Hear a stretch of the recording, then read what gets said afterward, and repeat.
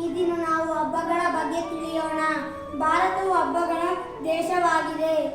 ಭಾರತದಲ್ಲಿ 2 ರೀತಿಯ ಹಬ್ಬಗಳನ್ನು ಆಚರಿಸುತ್ತಾರೆ.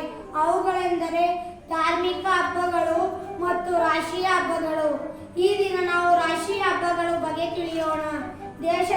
ದೇಶದ ಎಲ್ಲ ಜನರು ಯಾವುದೇ ಭೇದ ಭಾವವಿಲ್ಲದೆ ಎಲ್ಲರೂ ಸೇರಿ ಆಚರಿಸುವ ಹಬ್ಬಗಳನ್ನು ರಾಷ್ಟ್ರೀಯ ಹಬ್ಬಗಳು ಎನ್ನುತ್ತಾರೆ.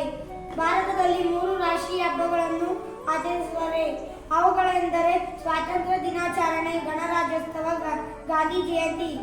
ಅದರ ಬಗ್ಗೆ ನಾವು ಈ ದಿನ ತಿಳಿಯೋಣ. ನಾವು ಈಗ ಸ್ವಾತಂತ್ರ್ಯ ದಿನಾಚರಣೆಯ ಬಗ್ಗೆ ತಿಳಿಯೋಣ. ಬ್ರಿಟಿಷರು ಸುಮಾರು 2 ಶತಮಾನಗಳಿಗೂ ಹೆಚ್ಚು ಕಾಲ ಭಾರತವನ್ನು ಆಳಿದರು. ದೇಶ ಪ್ರೇಮಿಗಳ ನಿರಂತರ ಹೋರಾಟದ ಫಲವಾಗಿ ಭಾರತವು 1947 ಆಗಸ್ಟ್ 15ರಂದು ಸ್ವಾತಂತ್ರ್ಯ ಗಳಿಸಿತು. ಭಾರತದ ಜನರು ತಮ್ಮ ಸ್ವಾತಂತ್ರ್ಯವನ್ನು ಎಲ್ಲಕ್ಕಿಂತ ಹೆಚ್ಚಾಗಿ ಗೌರವಿಸುತ್ತಾರೆ. ಬಹಳ ಹೆಮ್ಮೆ, ದೇಶಭಕ್ತಿ, ಏಕತೆಯೊಂದಿಗೆ ಅವರು ಸ್ವಾತಂತ್ರ್ಯ ದಿನವನ್ನು ಆಚರಿಸುತ್ತಾರೆ. ವಂದನೆಗಳೊಂದಿಗೆ ನನ್ನ ಮಾತನ್ನು ಮುಗಿಸುತ್ತೇನೆ. ಈಗ ನಾವು ಗಾಂಧಿ ಜಯಂತಿಯ ಬಗ್ಗೆ ತಿಳಿಯೋಣ. ಗಾಂಧೀಜಿಯವರು ಒಬ್ಬ ಮಹಾನ್ ಸ್ವಾತಂತ್ರ್ಯ ಹೋರಾಟಗಾರರು ಮತ್ತು ಜನರ ನಾಯಕರಾಗಿದ್ದರು. ಭಾರತದ ಸ್ವತಂತ್ರ ಹೋರಾಟಕ್ಕೆ ಅವರ ಕೊಡುಗೆ ಅಪಾರ. ಅವರು ಸತ್ಯ ಮತ್ತು ಅಹಿಂಸೆ ನೀತಿ ಜನತೆಯನ್ನು ಮೋಡಿ ಮಾಡಿತ್ತು. ಜನರು ಅವರನ್ನು ಪ್ರೀತಿಸುತ್ತಿದ್ದರು, ಗೌರವಿಸುತ್ತಿದ್ದರು ಮತ್ತು ಅವರ ಮಾತನ್ನು ಅನುಸರಿಸುತ್ತಿದ್ದರು. ಭಾರತದ ಜನ ಅವರಿಗೆ ರಾಷ್ಟ್ರದ ಪಿತಾಮಹ ಎಂಬ ಬಿರುದನ್ನು ನೀಡಿದ್ದಾರೆ. ಭಾರತಾದ್ಯಂತ ಜನರು ಪ್ರತಿ ವರ್ಷ ಅಕ್ಟೋಬರ್ 2ರಂದು ಅವರ ಜನ್ಮದಿನವನ್ನು ಗಾಂಧಿ ಜಯಂತಿ ಎಂದು ಆಚರಿಸುತ್ತಾರೆ. ಧನ್ಯವಾದಗಳು. ಈಗ ನಾವು ಗಣರಾಜ್ಯೋತ್ಸವದ ಬಗ್ಗೆ ತಿಳಿಯೋಣ. ಭಾರತ ಗಣರಾಜ್ಯವಾದ ದಿನದ ನೆನಪಿಗಾಗಿ ಜನವರಿ 26ರಂದು ಭಾರತದಲ್ಲಿ ಗಣರಾಜ್ಯೋತ್ಸವವನ್ನು ಆಚರಿಸಲಾಗುತ್ತದೆ.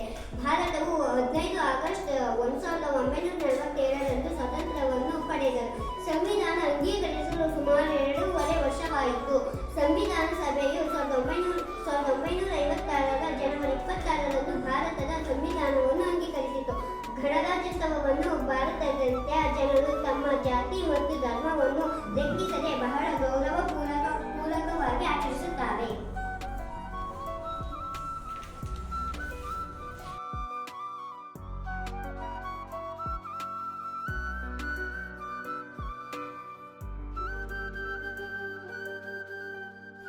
ಮೂಗಿಂದ ಬಾಯಿಂದ ರಕ್ತ ಬರೋದು, ಈ ತರ ಏನಾದ್ರೂ ಇದ್ರೆ ತಕ್ಷಣ ಆಸ್ಪತ್ರೆಗೆ ಬಂದು ತೋರಿಸ್ಕೋಬೇಕು. ಕೀಲ್ ನೋವು ಬರುತ್ತೆ, ಚಿಕನ್ ಗುನ್ಯಾದಲ್ಲಿ ತೀವ್ರವಾಗಿ ಕೀಲ್ ನೋವು ಬರುತ್ತೆ.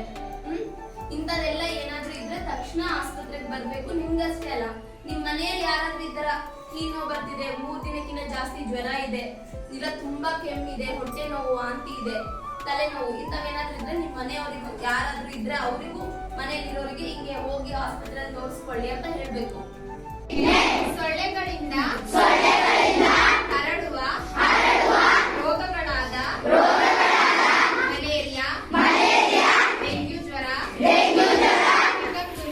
ಚಿಕನ್ಗುನ್ಯ, ಜಿಕಾ ಸೋಂಕು, ಆನೆಕಾಲು ರೋಗ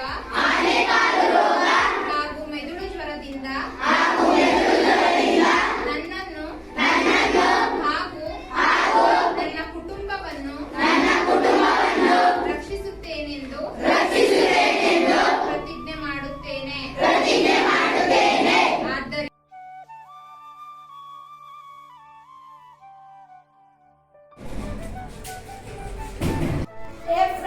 ನಾಳೆ ಭಾನುವಾರ ನಾನು ನಮ್ಮ ಅಪ್ಪ ಅಮ್ಮ ಜೊತೆ ಬೆಳಿಗ್ಗೆ ಬೆಟ್ಟಕ್ಕೆ ಹೋಗ್ತೀನಿ. ನಾನು ಬಸ್ಸಲ್ಲಿ ಹೋಗ್ತೀನಿ. ನಾನು ಬಜ್ಜಿಗೆ ಹೋಗ್ತೀನಿ. ನೀವೆಲ್ಲಿಗೆ ಹೋಗ್ತೀರಾ?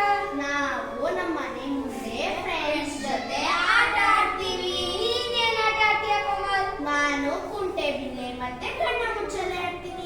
ನೀ ಯಾವ ಆಟ ಆಡ್ತೀಯ? ನಾನು ಬುಗ್ರಿ ಮತ್ತು ಗೋಲಿ ಆಟ ವಿದ್ಯಾ, ನೀ ಯಾವ ಆಟ ಆಡ್ತೀಯ? ನಾನು ನಾಯಿ ಮೂಳೆ ಮತ್ತೆ ಲಗೋರಿ ಆಟ ಆಡ್ತೀನಿ. ಇದನ್ನೆಲ್ಲ ದೇಸಿ ಆಟಗಳು ಅಂತ ಕರೀತಾರೆ. ದೇಸಿ ಆಟ ಅಂದ್ರೆ ಏನು?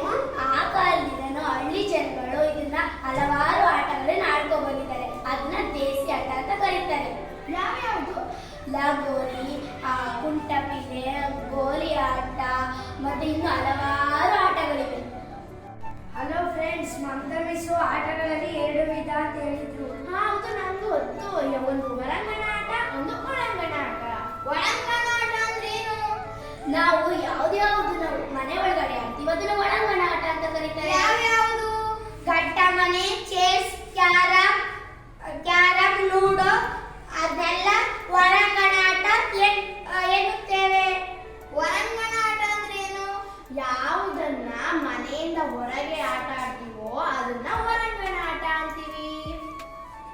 ಅದು ಯಾವ್ಯಾವು? ಅದು ಯಾವ್ಯಾವುದು? ಖೋಖೋ, ಕಬಡ್ಡಿ, ಥ್ರೋಬಾಲ್, ವಾಲಿಬಾಲ್, ಬ್ಯಾಟುಬಾಲ್ ಇವುಗಳನ್ನು ಹೊರಾಂಗಣ ಆಟ ಎನ್ನುತ್ತೇವೆ. ಈಗ ನಾವು ಎಷ್ಟೊಂದು